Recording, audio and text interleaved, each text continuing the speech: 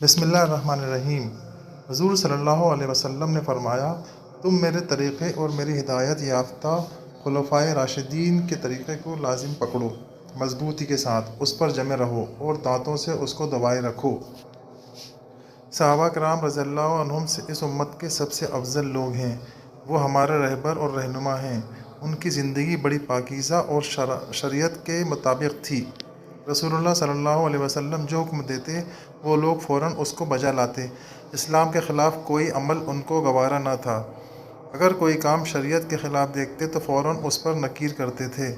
सहाबा में हज़रत अबू बकर रज़ियल्लाहु अन्हा, हज़रत उमर रज़ियल्लाहु अन्हा, हज़रत उस्मान और हज़रत अली रज़ियल्लाहु अन्हा का मर्तबा बहुत बुलंद था। यही चारों आप सल्लल्लाहु अलैहि वसल्लम के बाद खलीफा बने।